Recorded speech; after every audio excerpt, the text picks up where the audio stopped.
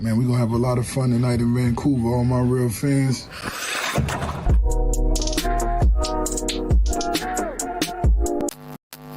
The following is a hockey podcast out of Vancouver and Surrey, British Columbia. It'll only consist of a lot of puck talk and even more BS, or in actual words, banter and satire. Enjoy, and as always, go Canucks go. Yo, how come Nikita Zadorov is playing way better than Elias Lindholm? What a blessing, okay?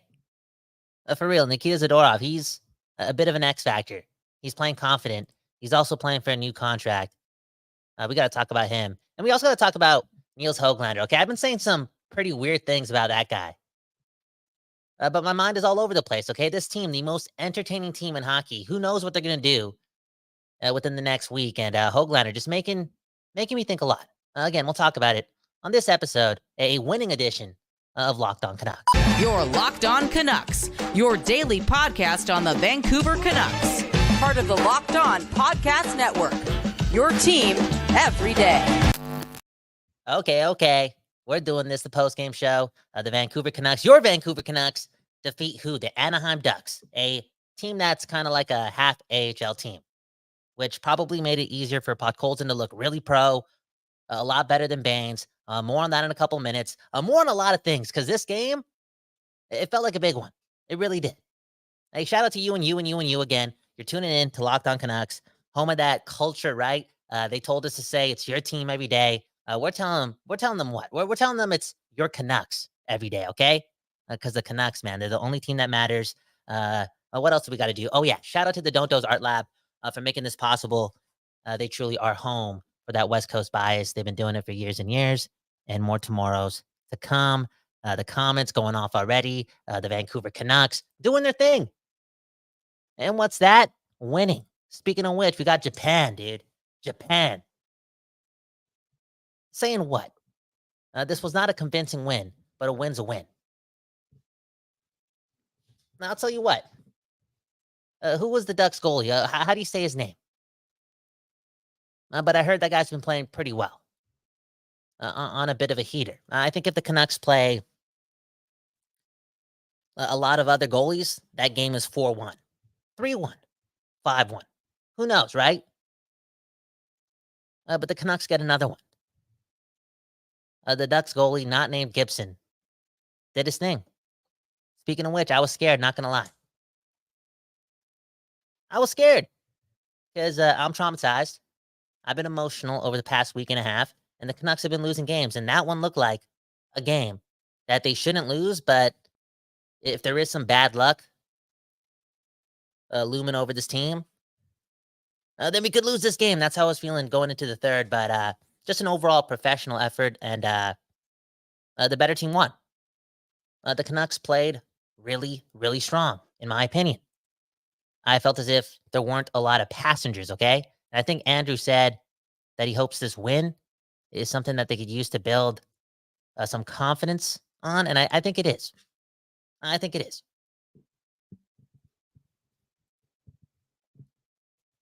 They did their things. Winning does a lot. And the better team won. Well, let's talk about how they got there.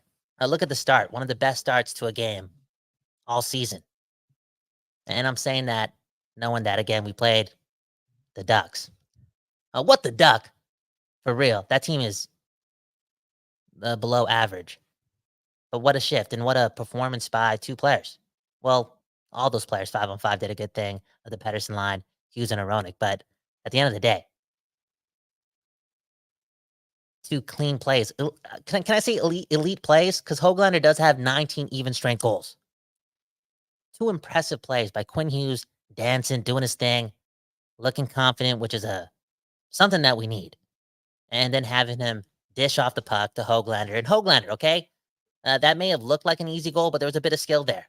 A little bit of patience. A little bit of subtlety to what he had to do before he placed it in the back of the net. And again, 19 even strength goals for Nils Hoglander. And man, oh man, okay, Trevor Beggs talking a lot about how this team still needs a top 6 winger, okay? One of those guys. The name Jake Gensel coming up a lot, and I'm so confused.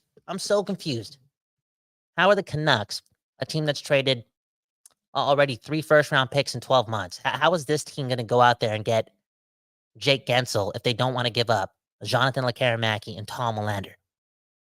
How are they going to do it? Is Podkolzin really pushing the needle? Podkolzin and a 2025 first-round pick and some other things. Is that really pushing the needle?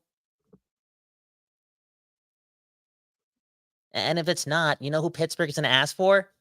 If it's not Lekkerimäki and if it's not Willander, it's Nils Hoglander. I'm not lying. That's just the truth. And I'm not saying I would really consider that because I'm not considering that. But it just makes you think. Because Jake Gensel is pretty good. And Elias Pettersson still needs a winger. Or does he? Real talk. Nils Hoglander is most likely that guy. Again, 19 even strength goals. This guy's doing the most with his opportunities. Is he consistently consistent? No. Still got room to grow. But is he showing a lot of promise? Even more promise than we thought he had going into the season? Hell yeah. In fact, I would argue that Hoglander, based on how he's playing, he should have been a top 10 pick in that Podkolzin draft, right? Like, when I think about his potential and what he can do and how much room he has to grow, still very young and, now forming possibly some chemistry on the ice with the person he has the most chemistry off the ice with. I'm putting the pieces together. Yeah, we bring up Jake Gensel a lot here in the West Coast, the best coast. Again, a lot of room to grow, but I feel as if Hoglander can be that Jake Gensel type. Hard to play against, doing the most, cerebral, and a guy who knows what to do when he's playing with one of the best players in hockey.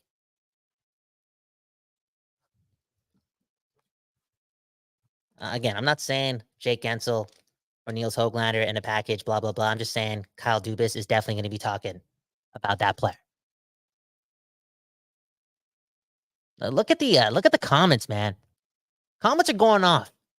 Do we go with the negativity? Do we talk about Elias Lindholm? I don't think so. Not right now, okay? Maybe like 5 minutes, 10 minutes.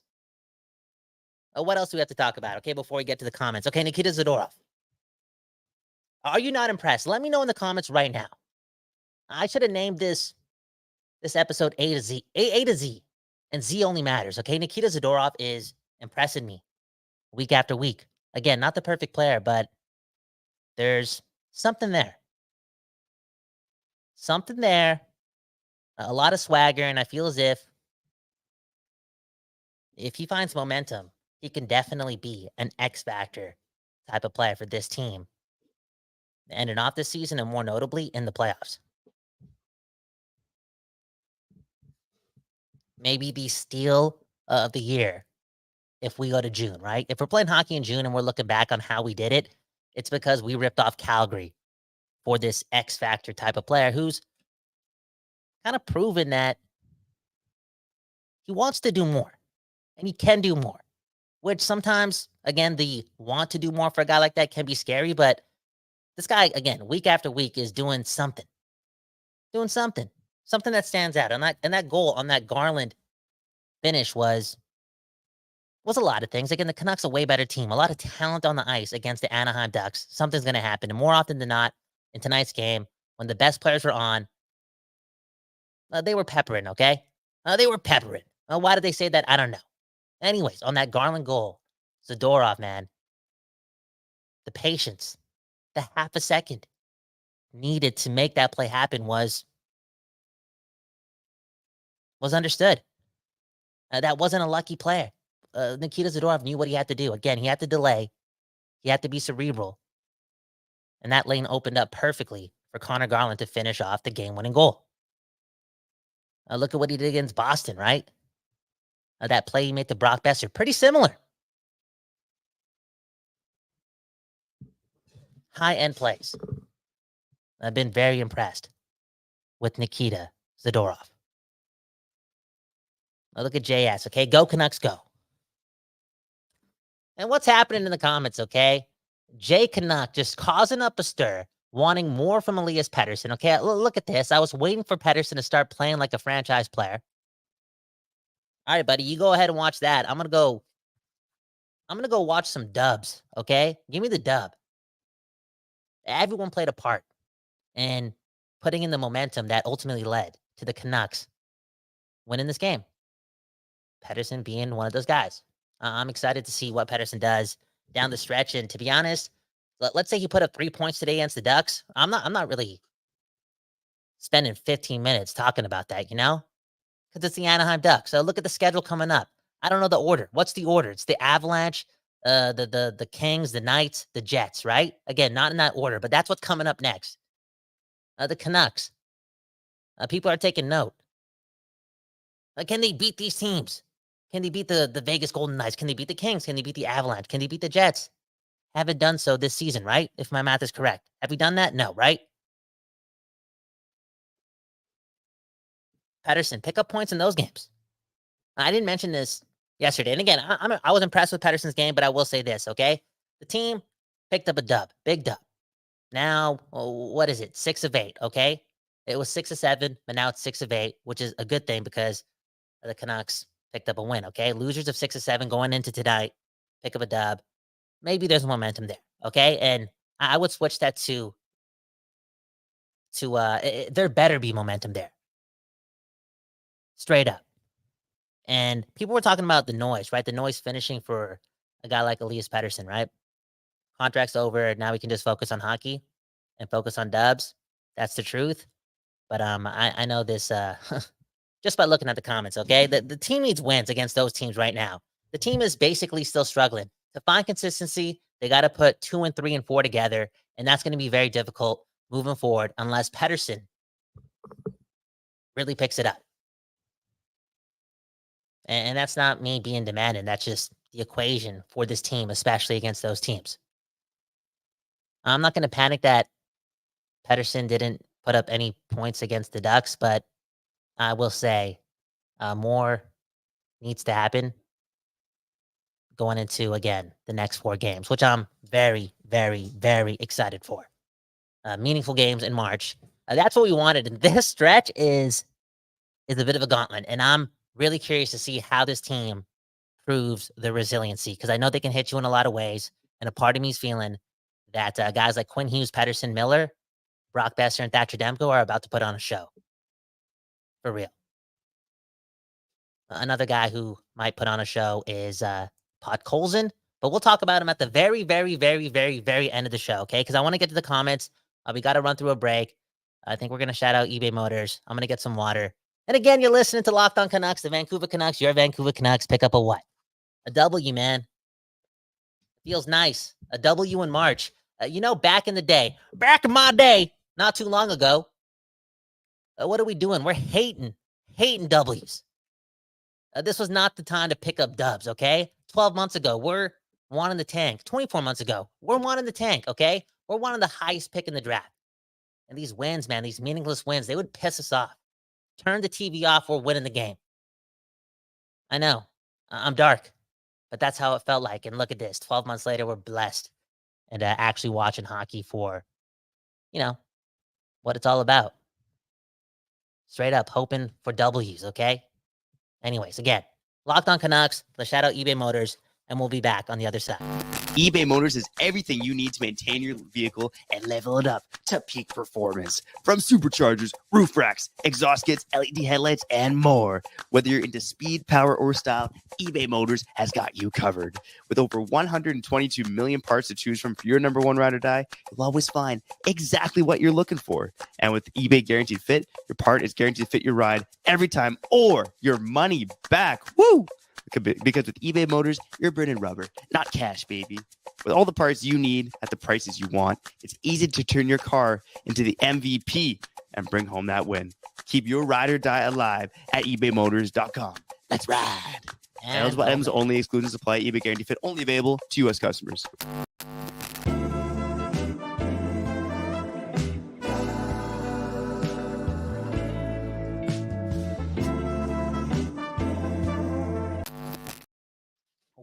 We back. on this episode of Locked On Canucks, talking about that dub. That W on this Sunday, that feels good. I know it's the Anaheim Ducks, but the wins matter, man. I'm not going to front. I got to be honest with the people, right? This weekend, a lot of hockey was being played. It felt like that. And this weekend, I did not take 1 second looking at the NHL standings, okay? Because I started getting scared. I started not doing what? Embracing the fact that this team is number one in the Pacific Division, okay? I was feeling a little scared. I felt as if the Oilers, the Golden Knights were smelling blood, and an opportunity for them to, get to number one was there. And ultimately, again, I was so weak. Such a coward that I couldn't even look at the NHL standings. So I don't even know what's going on. I'm too emotional about this team, okay? Now let's go to the comments, okay? Look at this. This is the first one I see. This comes from Drew. Drew Magus. That's your name, Drew Magus? My name's Kyle Ballin, okay? This guy got Drew Magus? My parents, man, they slacking anyways. He's talking about Ilya Mikheyev, okay? And saying that he's an elephant in the locker room. I don't know why Tocchet gives him a pass, but is so ruthless on some other guys. I know why he's doing it, man. I think they, believe in Ilya Mikheyev. Now, you look at this roster, they kind of need that to work out. Straight up, if they want to go to June, right? If they want to make the most out of trading first-round picks for Lindholm, right? Well, a first-round pick. Again, things got to go right. They need Ilya Mikheyev to get going. B, why did they give him a pass? Why doesn't somebody like Ilya get called out individually by Tocchet? I'm guessing that has a lot to do with the fact that he's got to be a favorite in that locker room again. Look what he did last year. Some, if I'm correct, ridicule against the Canucks for how they handled Mikheyev and his knee injury and allowing him to play even though they knew that something was wrong, okay? And who knows why they did it, but a part of me believes that Mikheyev left them no option. Like, he just wanted to play for the Canucks. He wanted to help this team get out of this slump. He just one of those guys in the world of hockey, okay? He loves the game. And he was willing to, I don't know, risk his career to represent that team 12 months ago. That team last year. Straight up. He played a lot of games on a busted team. I think there's a lot of respect for him in that organization. Speaking of which, though, look at this comment, right? Mr. Whale, one of the best, okay? Mikheyev aims for the chest. Yeah, he had a great chance, right? In the third period. That cross-ice pass seemed like he had a chance to hit a corner of the net, and he shot it right at the goalie. I know. It's something else. Something else. Look at Disturbed. A big comment, okay? The Canucks were projected to be a wild card team, and the Devils were projected to be a top 6 team. I don't know what's going on in the comments. It's hard to watch. But maybe you're talking about both those teams because those Tyler Toffoli talks are happening again, and it's not even relative to just the Vancouver Canucks. It's just, again, Tyler Toffoli in the trade deadline, right? That guy moves a lot. Does a guy like Toffoli move the needle for this team? Maybe. A lot cheaper to get than Gensel, right? Look at Citos, man. He shoots for the logo like Yannick Hansen. Yannick Hansen and Ilya Mikheyev? Honestly, the comparable, not going to lie.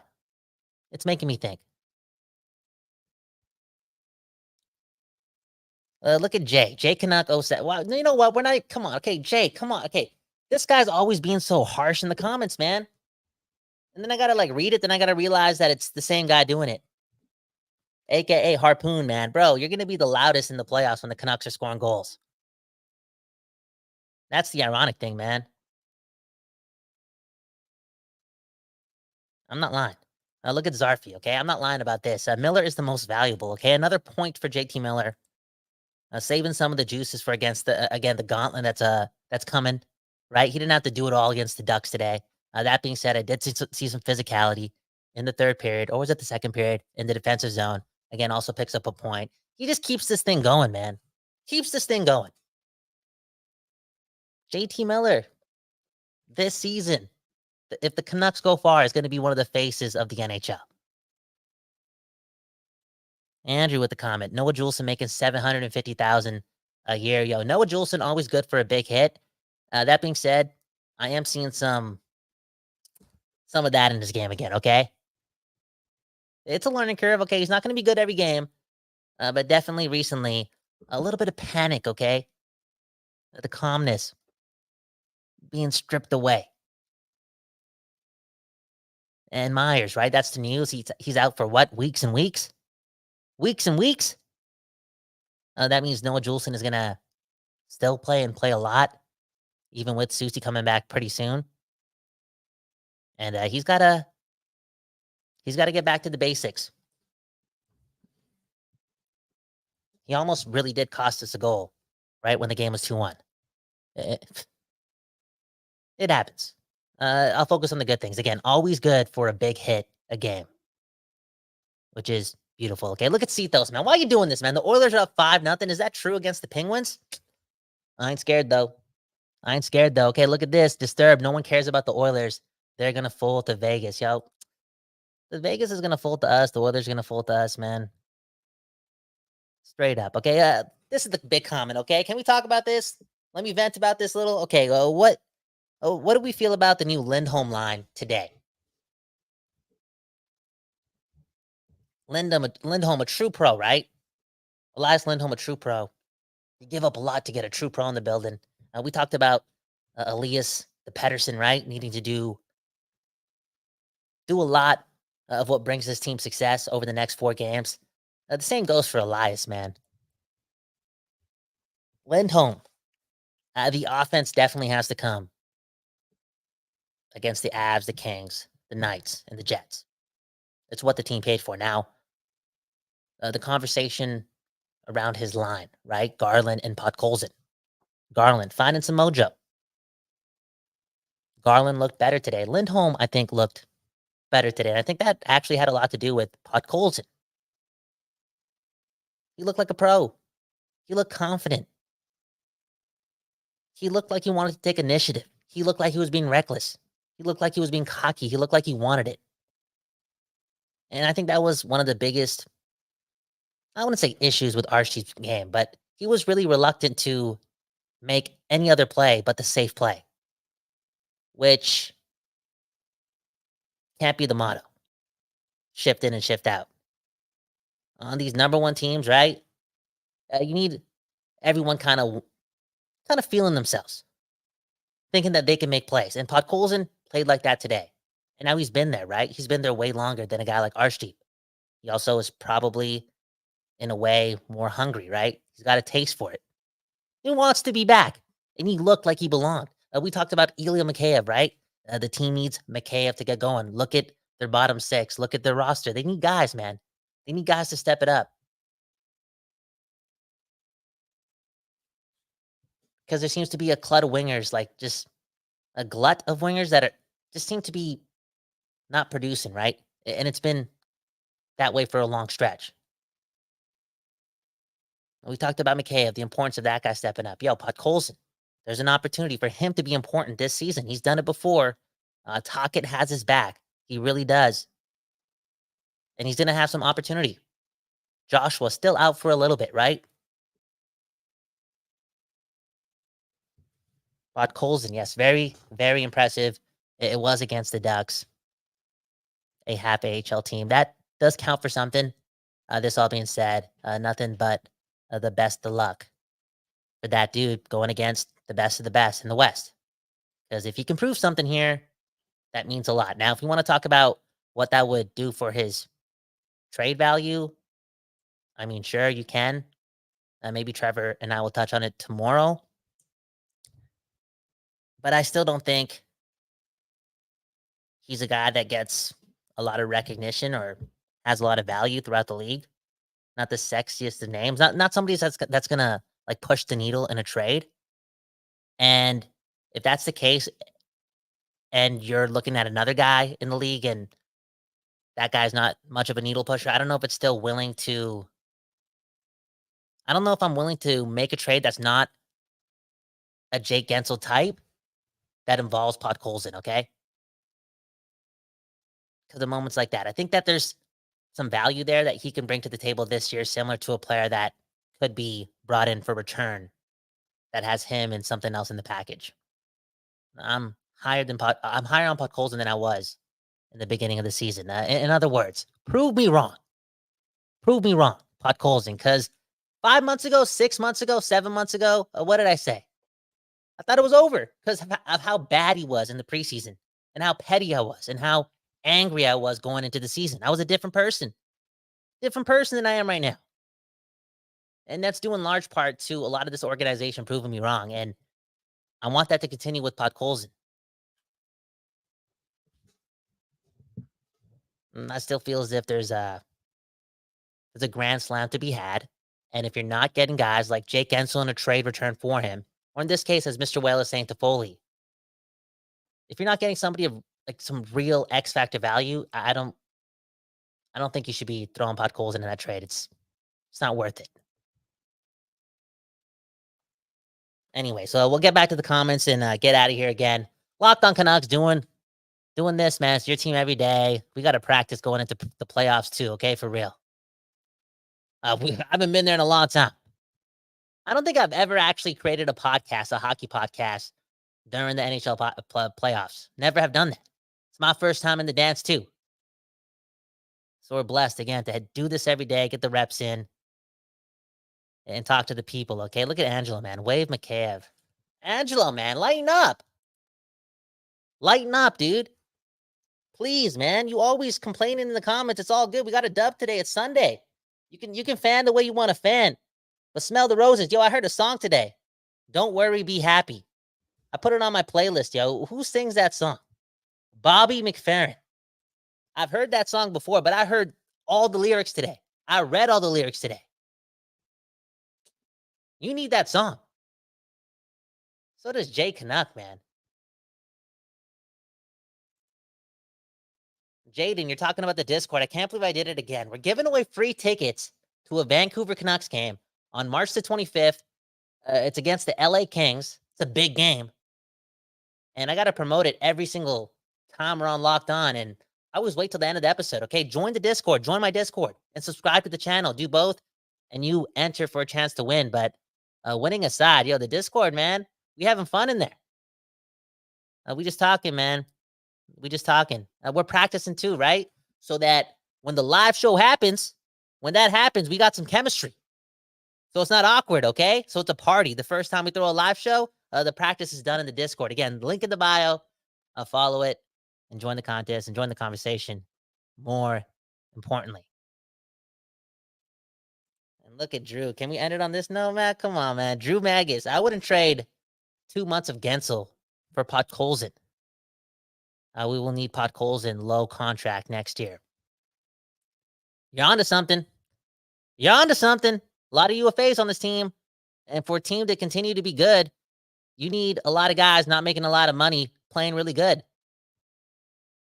Podkolzin, a top 10 pick, right? Pretty much.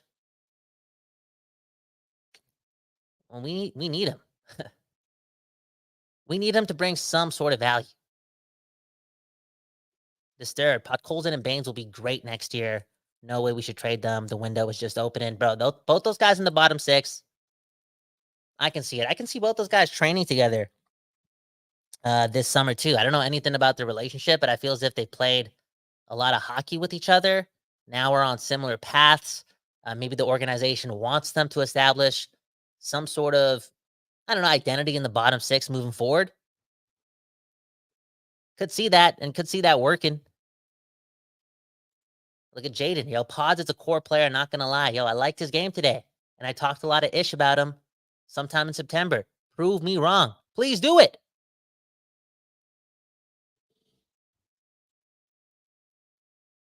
Please. I love being proven wrong by the best team. Best team in my eyes in the league. Yeah, I really do think this team is going to play hockey in June. I don't think I'm talking out of my ass. I don't think I'm being delusional. I don't think I'm just sipping on that West Coast bias. There's just something Something special. Look at Mr. Whale, man. It's not about this. It's not about next year. It's about this year. It's about this year, not next year. Same-ish. That's beautiful, man. That's beautiful. Again, it's not just the magic. It's not us being emotional. It's not us in touch with our feelings and in touch with the childhood dream and doing all these things. Come on. It's not that. It's the fact that, again, this organization has chosen to trade 3 first-round picks in 12 months, including one this year for a third-line center. The way I was raised as a hockey fan through 30 and a half years of my life, I'm pretty sure that indicates that, it's about this year. Hannah, one of the comments of the year, okay? Just realized that we surpassed our total points from last year with tonight's win. Wow. Again, 12 months ago, what were we doing, man? We winning games and we sad. We pissed off. We weren't in the mood for moral victories. It's all about the structure and the habits. They can take this to September. What? What are you talking about? Again, so wrong. So wrong. If the Canucks did not hire Rick Tocchet last year and choose him, choose a TNT hockey analyst over a better chance at drafting Connor Bedard, if we didn't do that, you and I are not here. You and I are not as happy as we are right now. I'm so blessed that the people running the Canucks are way more smarter than me. Thank you. I'm blessed, man. So blessed. Andrew, should I end on this comment? Because it's an emotional one. Do we really need more trades? Or just pick up Phil Kessel and call it all in? I'm an emotional guy. Who knows what's going to happen this week? But as of today, and this dub against the Ducks, I'm feeling this way. And it's been a way I've been feeling pretty much since post Lindholm, okay? I truly do believe that this team does not need to make any more moves. I think 2 moves with that much going out the window when it comes to draft picks and assets is definitely enough. Okay, Zadorov and Lindholm, in my opinion, 2 quality guys. Zadorov playing a lot better as of now than I thought he would ever play. Lindholm, a lot of room to grow. I think they've done enough. And on that point of Phil Kessel, I feel as if that's really it. I'm thinking highly of a guy like Paul Colton right now. I think I'm saying what I'm saying right now in this moment. I'm a feeling that because I do think that there could be a window for Podkolzin to be effective, thus making them not needing a player like that. And just bringing Phil Kessel to lighten the mood and being able to ultimately have this team handle losses better because you have that guy in the room. I think that may be it. Plus, he can maybe still play and play well. And look at Citos, man, saying Susie is back soon and Kessel is enough, bro. I believe in these guys. They deserve a chance.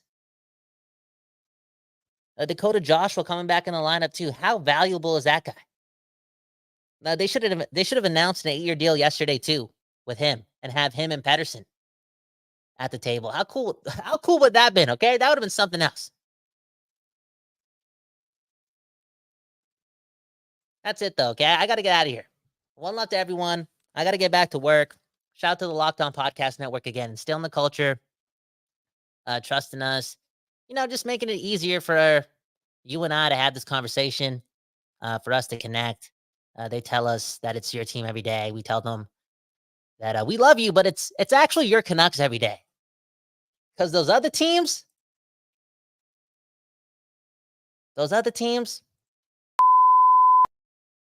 dumb. Straight up. Dumb. It's all about the Canucks, man. Straight up.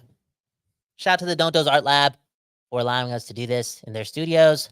They are the home of the West Coast bias in my eyes, and they've been doing it for years and years and years and years. And they're definitely going to be doing it for tomorrows and tomorrows and tomorrows to come. Go Canucks go. 2-1 victory. Shout out to you and you. Shout out to Vancouver. Take care of your neighbors. Have a good morning, a good afternoon, a good night. I know on YouTube Live you're watching this now, but hey, you may be watching this and listening to this at a time that I don't know anything about. So if you're doing that, I just want to let you know that we appreciate it. Take care. Good night and peace.